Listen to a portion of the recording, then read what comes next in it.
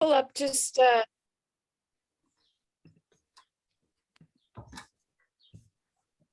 to make sure everyone has their Zoom hats on. I think everybody's seen the slide already in knowing how to work with Zoom and has the information.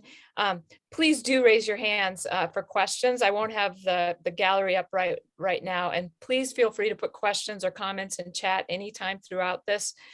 And again, we're going to have a couple of breakout rooms.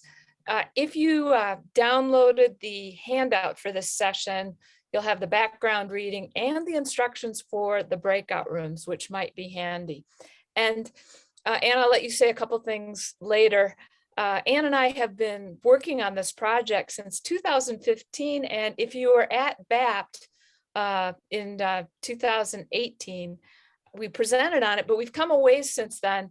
We got asked to do a book for educators, and it'll be out in July. And so that gave us a chance to focus in a different way. But I think I know Anne would agree totally that the book is for everybody. I mean, yes, there are some references to what happens with classrooms or the life that a teacher leads, but it's really about this core concept of bandwidth, which we'll dive into pretty quickly. And here's where we're going with the session. Why a waterfall? Well, bandwidth is all about energy, and often standing by a waterfall with the moisture in the air and the sounds and the aromas, it's an energizing place. And our session flow is bandwidth, drought, dust storms, meteorology, ecosystems, and reclaiming. So hope it sounds interesting, and we'll try and make sure that this is meaningful and entertaining. But here we are at BAPT in 2018 when we took everyone's phones away. I don't know if anyone was in the room for that. And Anne, do you want to say a word just about anything with just in our intro before we go any further?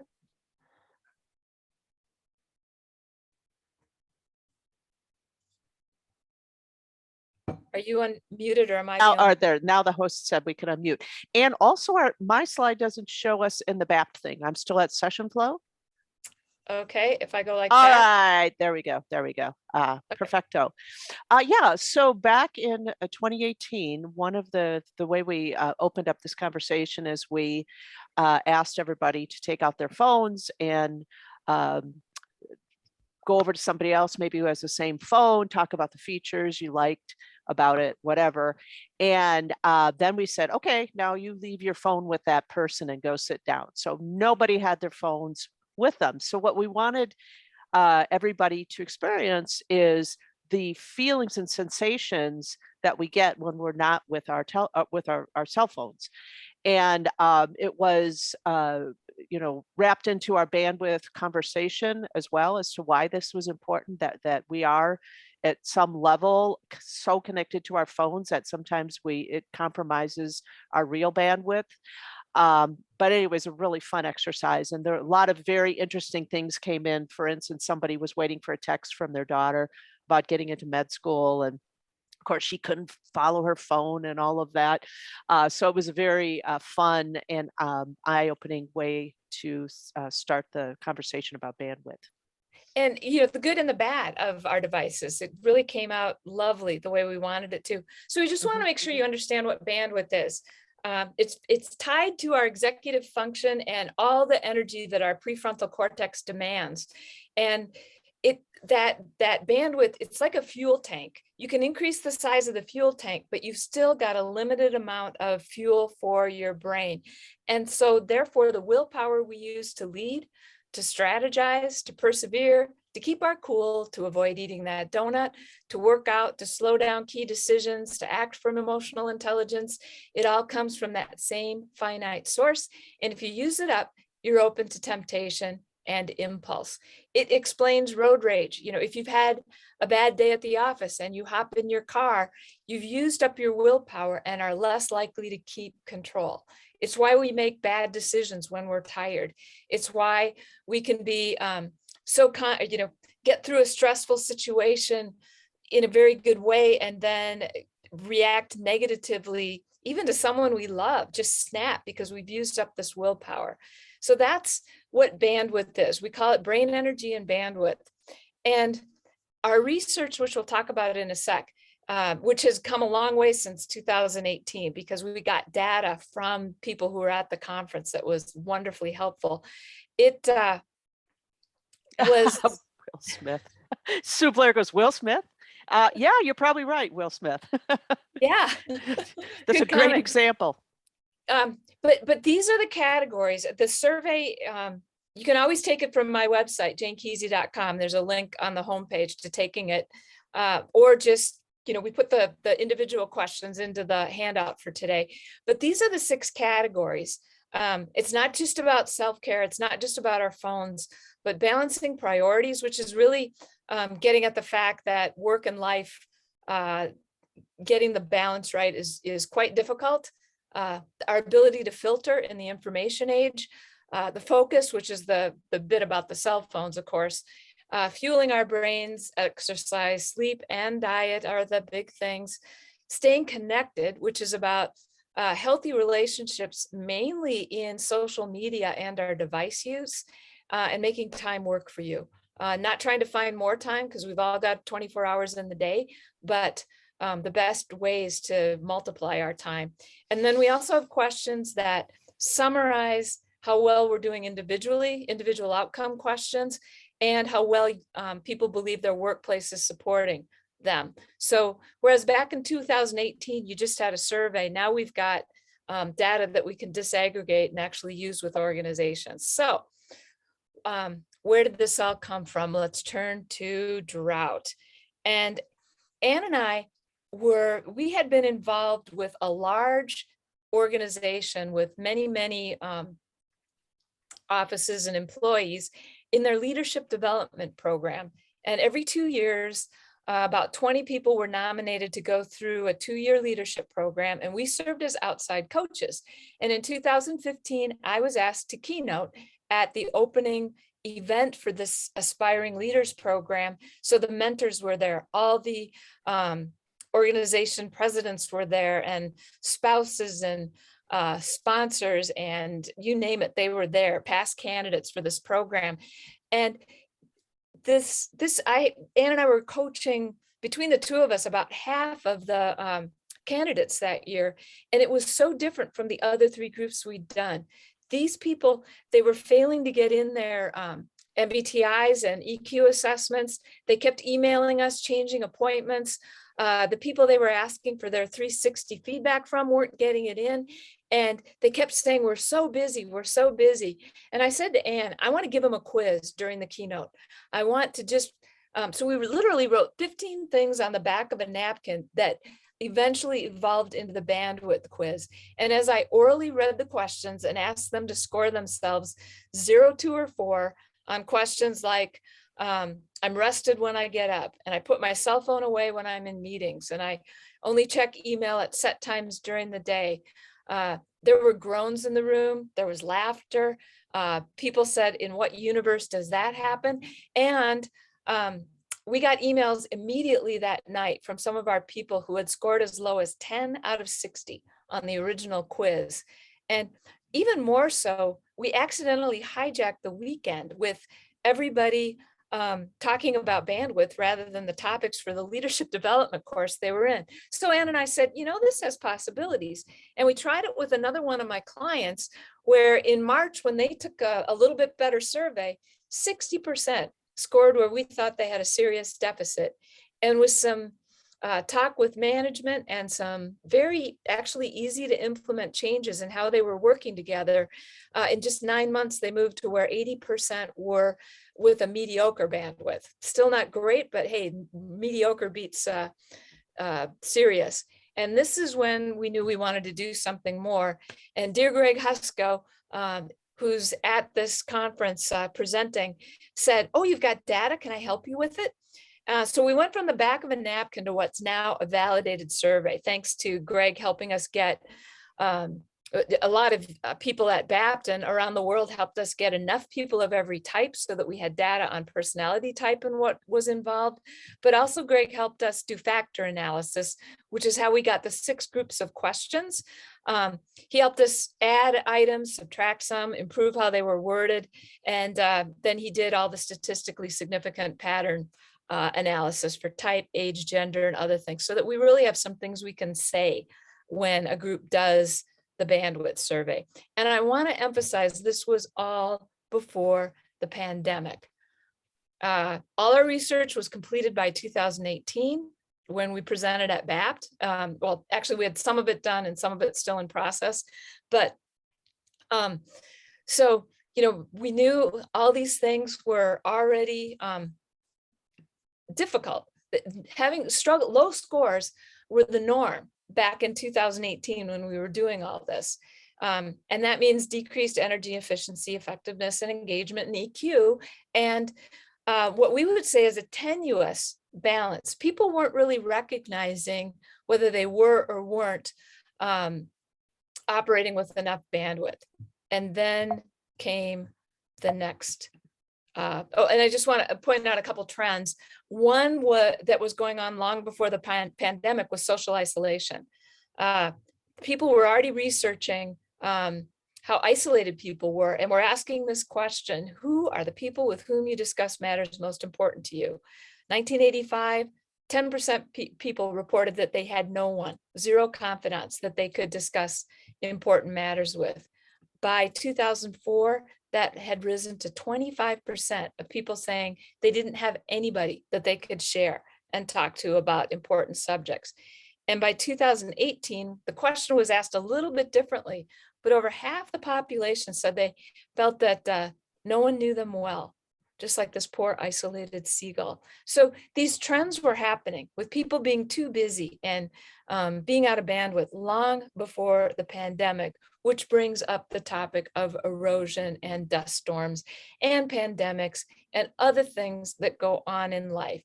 If you're in tenuous balance and something goes wrong, like a pandemic, this is what happens to our balance, right? Whether, you know, I have the pandemic here, but it could just be taking a new position at work, sapping your energy, or conflict at work, or maybe it's a new initiative, or you change jobs. On the personal side, certainly the pandemic and illness played a role, but we've known people all along, or maybe you're one that's had to deal with an aging parent, or an illness of your own or a member of the family, or all the disruption of relocating, or maybe you're just training for a marathon and that throws things off. So this is part of life, is that you never achieve this balance once and for all, that things happen that cause us to have a bit of a problem with all of this. So as Ann and I were talking about this and working with groups, and you know, a lot of my work was with educators is where this came from. We kept coming back to the work that's gone on since the 1970s when M. Scott Peck's The Road Less Traveled was written. The fact is, the only way to avoid stress is to avoid relationships and set no goals. Relationships cause stress. I think everyone on this call would agree. And once you've got goals, stress is involved. So if you're involved, like most people in the type community, with trying to make a difference, stress will be involved. And we seem to have, when people are saying, oh, I'm so stressed, they're confusing some of the things that go on in life. And the next truth, we want to make sure everyone's clear that trauma and stress are different. And some people have truly been traumatized by the pandemic, whether through illness or loss of those they loved, or financial instability, or social isolation. All kinds of things moved stress, moved what people were experiencing from stress to trauma.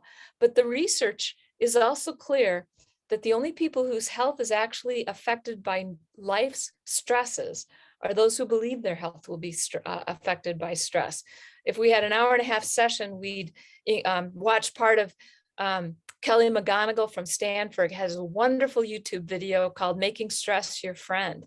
And she shows the research on how people can have the same amount of stress, and the only ones who actually get ill or die are those who have also checked off I mean, they use death statistics 10 years out, and saw that the only people who were really affected were those who thought they were going to be affected. It was the 19th highest cause of death, not stress, but believing stress would kill you. So what is going on? I mean, during the pandemic, people reporting depression and anxiety disorder rose significantly. This was the simplest slide I could find, just what it was in June of 2019 and January of 2021, with how many people were saying anxiety disorder and or depression. And again, some of this is due to trauma. But Ann's and my big question is, how did we lose the capacity to grow from stress? This concept called hardiness, or why isn't it with a blameless objectivity? This is just an honest question of why are so many of us lacking this capacity? Because we know all kinds of people have grown from stress. You know, just a quick little walk through some of the people that Ann and I had talked about. Nelson Mandela and 27 years in prison.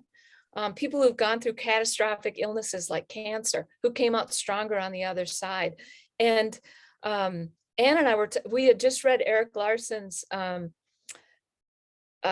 Splendid and the Vile, about the London Blitz and Winston Churchill. So that was on our mind, as far as all the people who weathered those kinds of things. You know, there's so many that didn't seem to have that quality. Hardiness is just they posted resilience and grit, and they're similar concepts. Hardiness is just a little different, and I've grown to love it because it's coachable. It's so tied to our the things we have control of. Grit is about, you know, going for goals with perseverance. And resilience is very similar to this, but hardiness is just a little different. So here's the McGonagall talk. Actually, I do have it in here. And just a second. And anything you want to say before I just show 7 minutes of this? Oh, sure.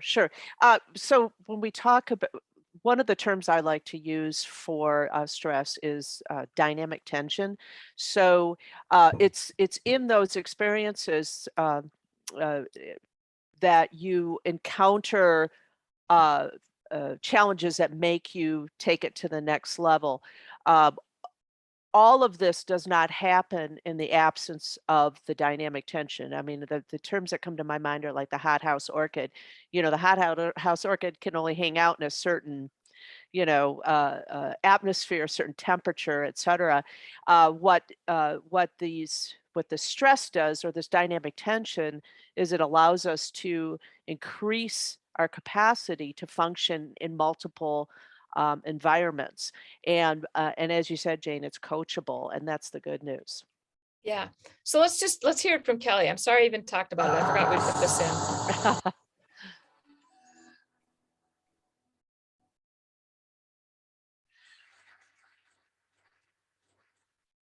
I have a confession to make. But first, I want you to make a little confession to me. In the past year, I want you to just raise your hand if you've experienced relatively little stress. Anyone? How about a moderate amount of stress? Who's experienced a lot of stress? Yeah, me too. But that is not my confession. My confession is this: I'm a health psychologist, and my mission is to help people be happier and healthier. But I fear that something I've been teaching for the last 10 years is doing more harm than good, and it has to do with stress. For years, I've been telling people stress makes you sick. It increases the risk of everything from the common cold to cardiovascular disease. Basically, I've turned stress into the enemy. But I've changed my mind about stress. And today, I want to change yours. Let me start with the study that made me rethink my whole approach to stress. This study tracked 30,000 adults in the United States for 8 years. And they started by asking people, how much stress have you experienced in the last year? They also asked, do you believe that stress is harmful for your health? And then they used public death records to find out who died. Okay, some bad news first. People who experienced a lot of stress in the previous year had a 43% increased risk of dying. But that was only true for the people who also believed that stress is harmful for your health. People who experienced a lot of stress but did not view stress as harmful were no more likely to die. In fact, they had the lowest risk of dying of anyone in the study, including people who had relatively little stress. Now, the researchers estimated that over the 8 years they were tracking deaths, 182,000 Americans died prematurely, not from stress, but from the belief that stress is bad for you. That is over 20,000 deaths a year. Now, if that estimate is correct, that would make believing stress is bad for you the 15th largest cause of death in the United States last year, killing more people than skin cancer, HIV, AIDS, and homicide. You can see why this study freaked me out. Here I've been spending so much energy telling people stress is bad for your health. So this study got me wondering, can changing how you think about stress make you healthier? And here the science says yes. When you change your mind about stress, you can change your body's response to stress. Now, to explain how this works, I want you all to pretend that you are participants in a study designed to stress you out. It's called the social stress test. You come into the laboratory and you're told you have to give a 5-minute impromptu speech on your personal weaknesses to a panel of expert evaluators sitting right in front of you. And to make sure you feel the pressure, there are bright lights and a camera in your face, kind of like this. And the evaluators have been trained to give you discouraging nonverbal feedback, like this.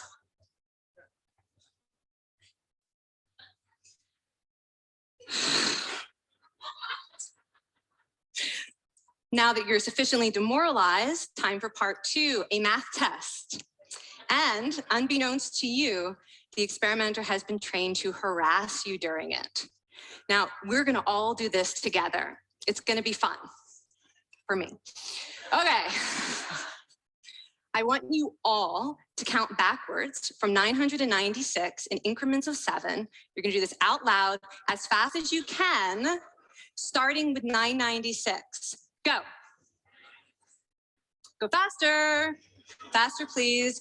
You're going too slow. Stop, stop, stop, stop. That guy made a mistake. We're gonna have to start all over again. You're not very good at this, are you?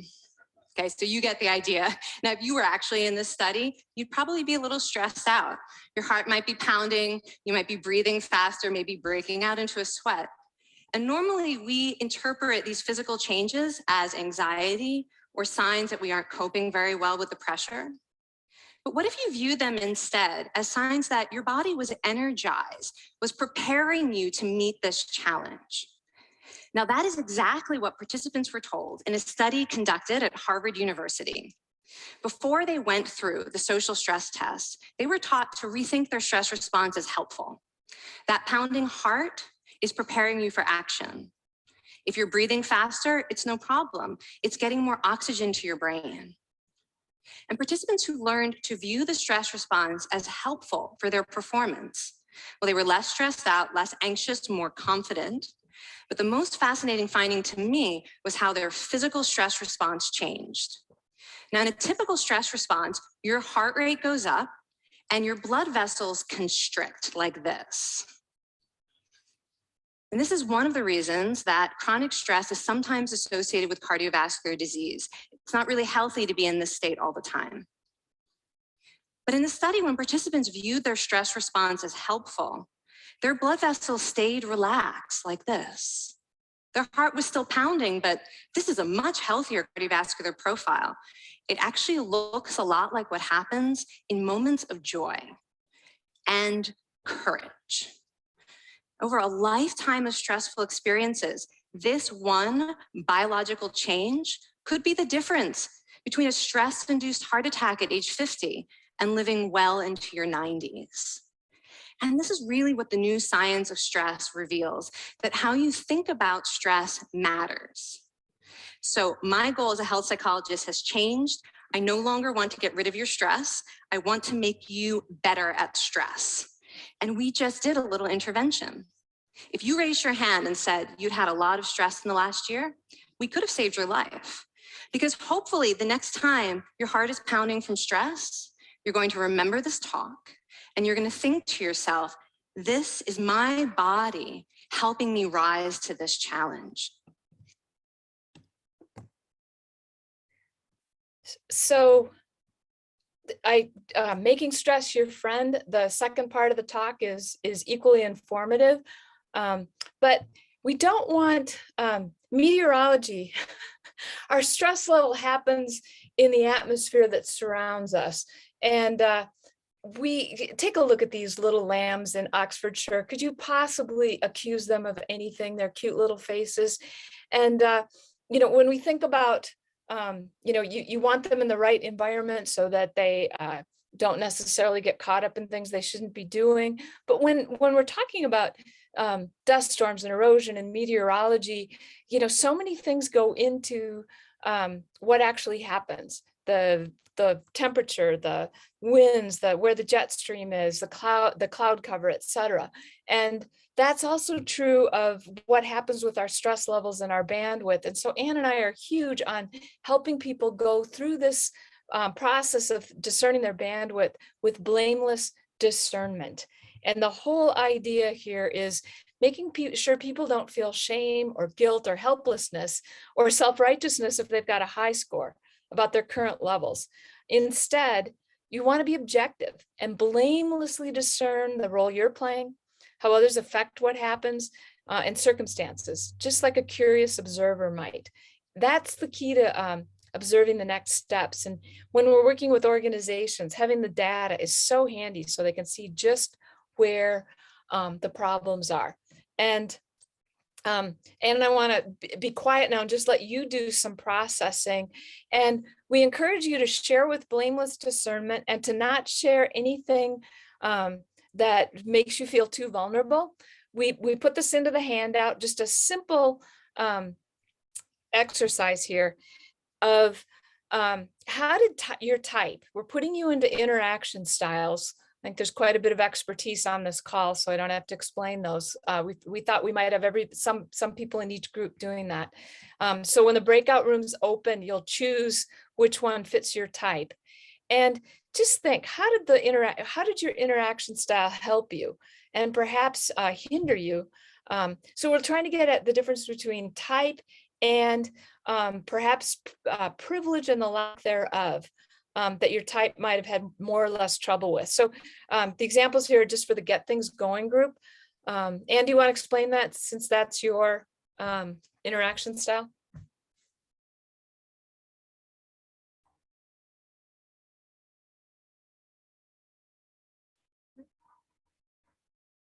I got to unmute. So my type is ENFP. I'm Get Things Going. And so how it was helpful to me was that I'm really good at zigging and zagging. So I was great at finding new ways to amp up the energy to get things going. That's how I think I was really useful to my family. Like I didn't allow a lot of sitting around and sulking. But for me in particular, what hindered me, and it might not hinder not all Get Things Going people, but from an ENFP, the very hardest thing for me during the pandemic was all the protocols. Are you 6 feet apart? Did you grab a mask? Did you wash this? Did you do that? All of those protocols were extremely challenging for me. So that's how the pandemic really factored into my life in a negative way. From my perspective, I didn't have a huge number of outside challenges, although my husband is a surgeon and he was not able to do surgeries for 4 months. And so he was kind of a crab and hanging around the house too much. But for the most part, I wasn't as deeply affected as perhaps somebody who would have had a toddler at home and tried to work and things like that. So yes, I was able to do a lot of zigging and zagging, but the protocols were killing me. So give this a go. We'll open the rooms and we're appoint a spokesperson. I'm actually going to give you 10 minutes rather than 11 because of course we're short on time here in the Zoom environment.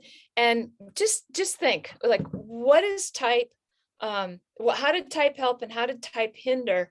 And we're going to come back and talk a little bit about life in another breakout room. So that just to see what experiences helped our bandwidth and hindered our bandwidth. So Meta, if you'd open the rooms, and I'll set my timer for 10 and we'll give you a call to get back into groups and have a spokesperson to share a few insights from your groups. Ready, set, go. I have opened for the rooms, so I hope that people can join.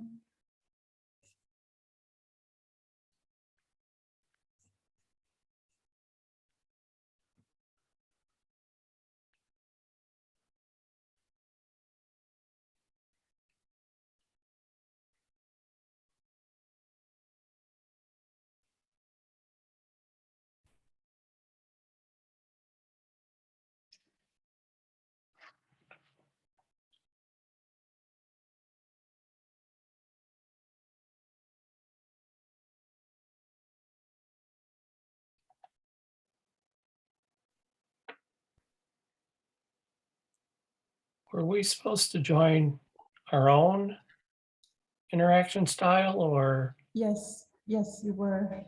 Okay. I came in. I shouldn't have joined the group. I'm just gonna leave again. I didn't know which interactions I had. Wasn't familiar with the terminology, so You would be chart the course. Because you're actually selecting. Oh, the control we have on Zoom to get everyone back. Yeah. You should all have the ability to unmute. And so I'd love a couple comments from the behind the scenes group, whoever's the spokesperson for behind the scenes.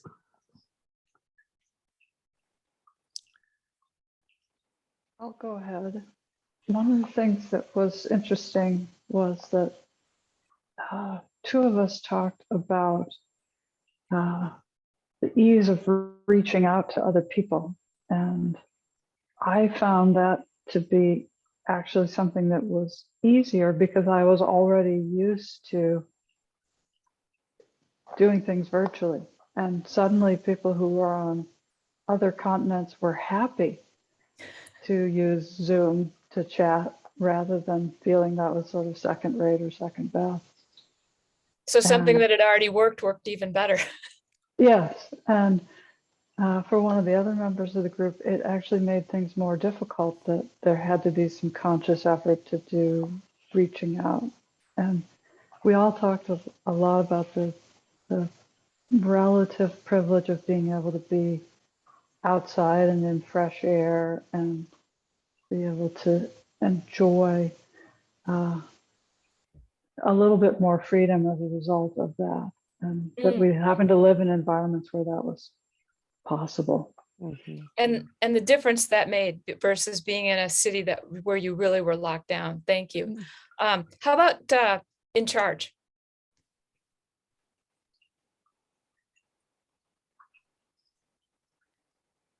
Is everyone a spokesperson for in charge, or not the stereotype? I can, we didn't actually appoint anyone, but I can try to give a little summary. I think what energized us was being able to plan and to anticipate and to feel that the situation was under control. And we also talked about, well, for one person, she was in a situation where she wasn't really able to ensure that things were controlled. So there was kind of nothing to be in charge of, and that was I love that. You know, it's the push and pull of our wonderful types. Thank you. Yes, that's it, basically. How about the Get Things Going group? I'm the spokesperson for that. And in terms of what helped us was we all agreed that we enjoyed every online opportunity there possibly was. We learned how to present online to make ourselves proficient in terms of that. We threw ourselves into going to BAPT, to the Australian PTM, to every type thing that there possibly was, and enjoyed that, and made new friends via Zoom that we wouldn't have had any other way. Mhm. So much, yeah. Like how can we capitalize on this and truly get things going? And anything negative from your type?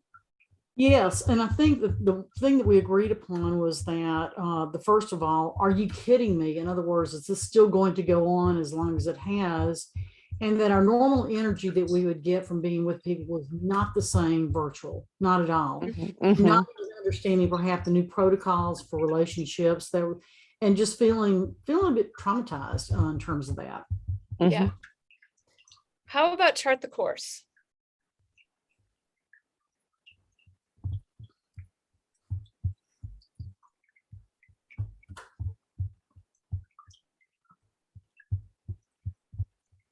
We didn't select somebody to speak, but Kai did a brilliant summary right at the end, if he wouldn't mind doing that again.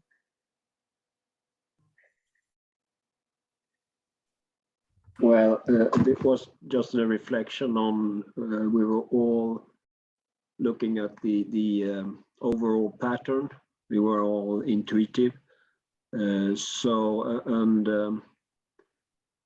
In a sense that helped us to get a broader picture or view of like how to deal with restrictions and if they were forced on or not, and how to actually deal with this. And we had also those, well, it was a little bit different in the group because some of us might have had actually the COVID and affected much about this and some not. But still this kind of still in all this pandemic, a sense of relative freedom, actually, surprisingly as well. Yeah. You know what? What I was going to just bring up real quickly, is there anybody here who had a situation where there was, you know, for instance, you had to work from home and there was a kid at home that you also had to attend to, or some of those other sorts of situations where circumstances were particularly difficult because of that, something like that? That third column. I didn't have a child, but I had two parents in their 90s. Does that count? It does. And, you know, I'm glad Anne asked that, because we just want to emphasize that some people had things that made it far more stressful. You know, that we're not trying to downplay that at all. We're just looking for, where did our resilience or our hardiness go? And part of it is reclaiming the bandwidth that was already gone in the first place. Our ecosystems, and we can't do it all alone. I skipped a couple slides. You know, this is it's a polarity, a both and of our individual things that we can control on our own and what's going on around us in the environment, our organization, our family structure, our country's rules and everything else. It's not like it's all on us. But to reclaim things, our image for this is a field in China that had been so beaten up by overuse that nothing was, they couldn't use it for agriculture. No one could really live there because it was so polluted. And they brought together all the people that had an interest in this. And I think of this as a way to solve bandwidth. They brought, you know, the local residents, the farmers that had been farming there, eco experts, environmental experts, et cetera, and replanting with native crops and restructuring how things were. This is what it looked like in just a few years when everyone put their efforts together. And when we think of using the pandemic to get ready for whatever comes next, because life is difficult, as M. Scott Peck wrote, something else will come along. It already has, it already is going on. You know, this concept of hardiness, these are the four pieces that people show who are truly hardy. And you've got the excerpt from our upcoming book that explains this more in detail. But people who grow from stress know that stress is a normal part of life. You might say they've got their theology straight. They engage with life and others. They don't isolate. No matter how hard it was to get on Zoom or to meet outside 12 feet away, they did it. They knew that they had choices, and we heard you already expressing some choices, and they made them. Maybe you had parents who said you can always choose your attitude, and it's not a joke. It is part of hardiness. And there's a lot of other little choices we have, no matter how many things of control are taken away. And then they cared for all their needs. You know, they found a way to use their house as a small gym. They took care of their spiritual needs, their emotional needs, their mental needs. And so I want to do, as fast as we can, one more breakout. And I know you won't have time to do a depth thing, but I still think we should try this. What habits did we adapt for the times that are now not serving us well, that we should get rid of? And this is sort of Anne's and my big questions. And what societally didn't we have as norms that then created bigger problems for people during the pandemic? Just for example, we didn't necessarily have a norm about how we contacted the elderly when we couldn't meet them in person. And so many elderly people who weren't familiar with Zoom or were locked down in places that, you know, my aunt, they were supposed to sit 6 feet apart in their dining hall at her care center. She dislocated her hip right before the pandemic, but no one had good hearing. So in that 6 feet apart, they couldn't hear each other. We didn't have norms for that. Just one little simple example. So we're gonna open the rooms again. And so thinking about hardiness and your type, if you could go back in time and tell people with your interaction style at least one piece of advice, we probably won't have time to do, what do you wish you'd known, in other words, at the start of the pandemic? Or what do you wish everyone of your type, because you already had the wisdom, would do if we have a similar experience again? So let's just see where it goes as fast as you can in your groups. Come up with one thing and come back to the big group, okay?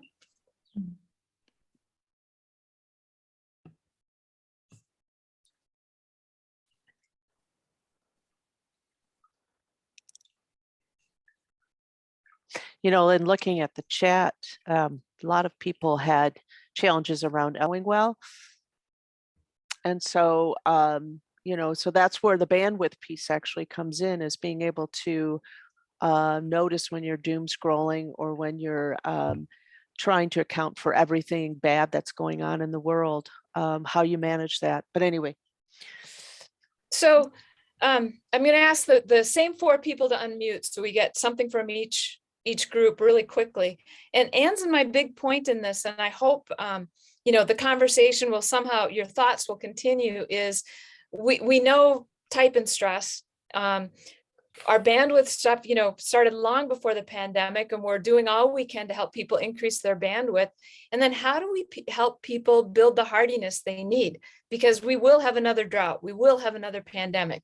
You know, it's part of life. We've just had a peace period. So very quickly, let's go first behind the scenes. Do you have one piece of advice you wish you had known or would love to pass on to other behind the scenes? Well, a reminder that for the perfectionist tendency in the behind the scenes people, that you don't have to find the sharpest needle in the haystack. Just find the first one that's sharp enough for the task you need to do.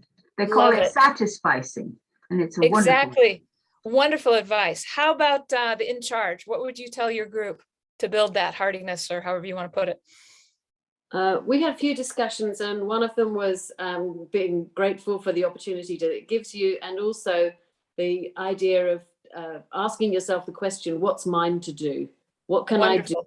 What can I do today that will sort of move us forward? Or, you know, and sometimes we just had to lower our expectations on how much we could accomplish and be happy with it. It's not easy for us. Yeah. I love it. Chart the course. Be more open-minded and patient and finding a way that will work. Yes. You have the choice to be patient. You have the choice to wait and look for something else. Really good ideas. And then our chart, get things going. Be present and appreciate and celebrate this time. There are things that are joyful about it, and finding them, making that choice.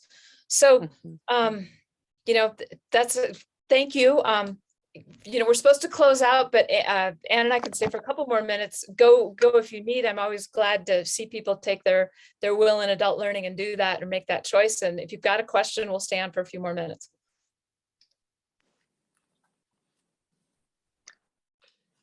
Can I just say that I found it amazing, that statistic that you had that was, you know, that was in the TED talk, you know, about, you know, the more you think you're going to be stressed, the more you're going to stress out, the more it's going to affect your health. Yeah. You know, I hadn't actually come across that before, or not sort of put quite so clearly. And, you know, I think that is such a great reason for us to, you know, analyze what stresses us, you know, and be more self-aware. And when we do get in these situations, try to know or be able to know what your go-to is to get yourself out of the spiral downwards. McGonagall has a book called The Upside of Stress.